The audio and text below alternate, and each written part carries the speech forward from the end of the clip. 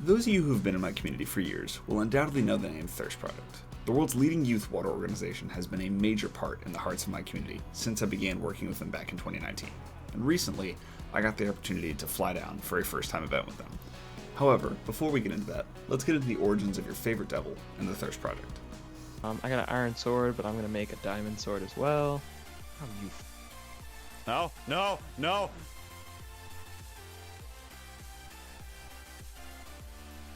Wait, we can talk about this. Surprise! Fucking shit! Alright. Oh yeah, and since we last streamed, we made a lot of upgrades to the village. Yeah, that's... We used all the materials that we had. Oh no, my game is broken, isn't it? What the fuck, chat? Looking at my streams from 5 years ago is honestly a little terrifying. Aside from younger Lucifer, however, that was my first official introduction to the Thirst Project. One of my great friends, Oof, and I had heard about an event that an old creator was hosting, and it was a streaming event on World Water Day in 2019.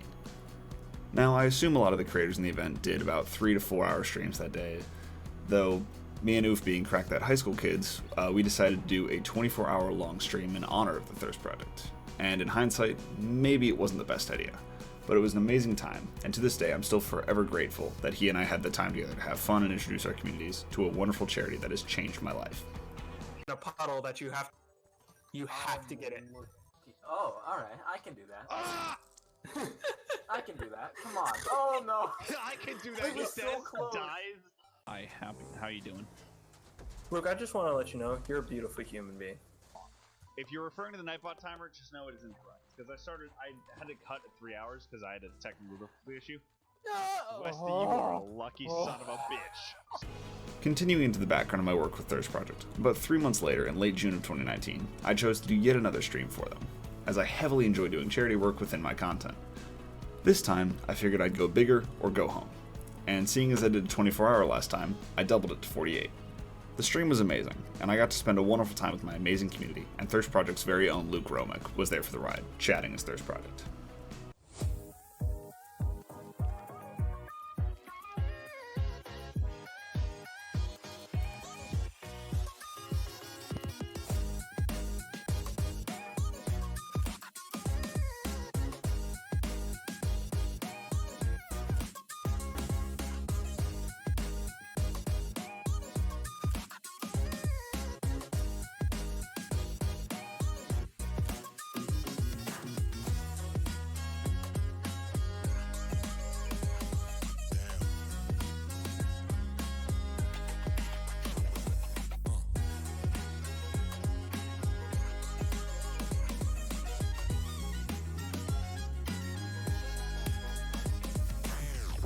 I've been along on the ride with Thirst Project ever since, mostly doing streams until July of 2022.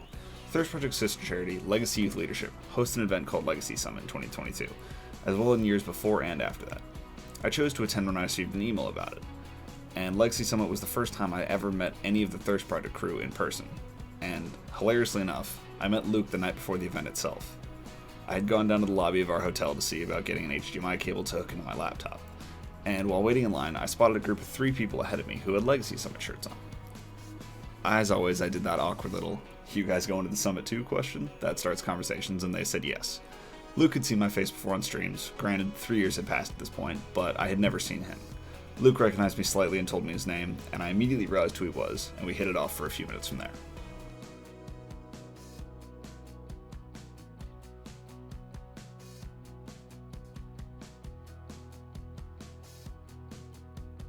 Since then, I've attended 3 Thirst Gala fundraising events, and just this past week on March 23rd, 2024, I was finally able to attend and assist with one of their water walks.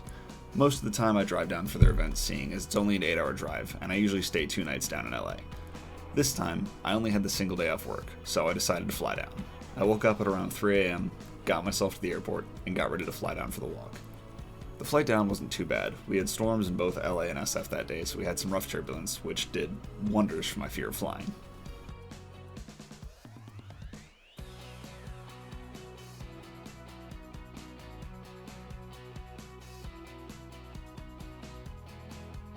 I arrived around 7:30 in the morning, and the crew was set to meet at the restaurant Venice Beach around 9:30.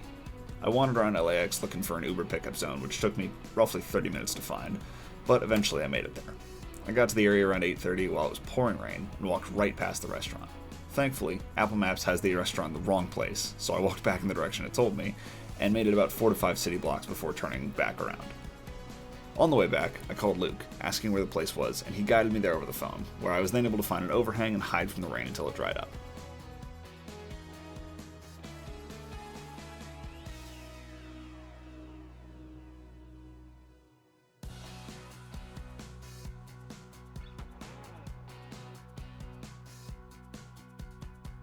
We spent the next hour and a half setting up, and at around 11, I moved to the door to greet people and send them to our side of the restaurant. After a little while, I moved back over and listened to the end of Seth Maxwell's speech, and if you don't know Seth, he is the founder and CEO of Thirst Project. However, with the group there, signs were handed out and we began the walk.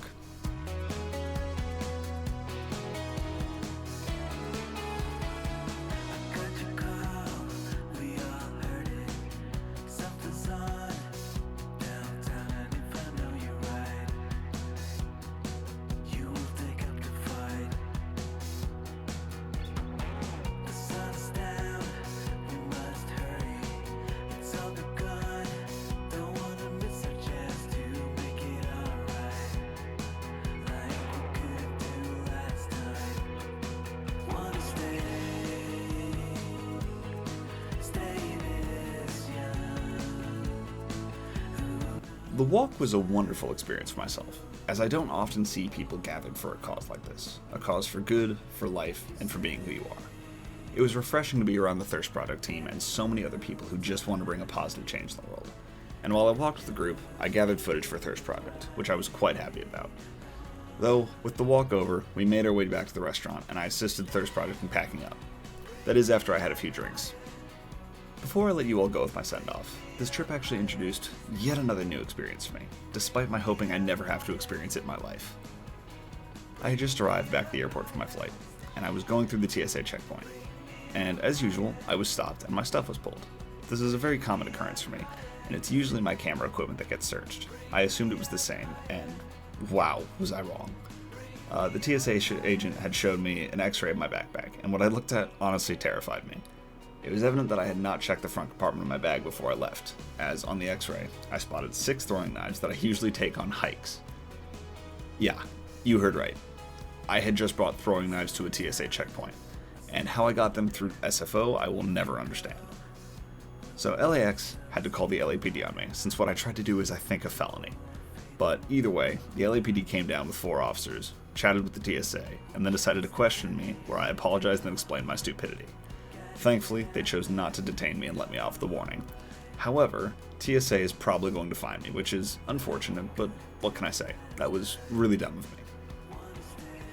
So what exactly is the moral of all the stories that I've explained in Project Memoria so far? I've explained when I announced the series that this is a series of me rediscovering who I am, and why I chose to become who I am today. In short, this project is a story of who I am. I'm a person who loves to help people. I'm someone who likes trying new things, and who enjoys living a life full of experiences that I won't let slide by. I truly want to start living life like it's my own again, and so far I've been doing it. From Chill for Change, to Crown Quest, to Thirst Project's Walk for Water, each moment has been so full of happiness and the drive to enjoy life with others while helping people. I would never choose another way of living, and I encourage all of you, get involved with life, go out, try things you never thought you'd do, and enjoy what you do. Don't let the fear or anxiety stop you, because I can tell you right now, no one truly cares if you embarrass yourself. No one truly cares if what you try crashes and burns. What matters is that you have fun and you accomplish what you want to. What matters is that you live life for you. So whatever that may be, go for it. Do not let it slip past you. And I'll be seeing you all in Project Memoria April.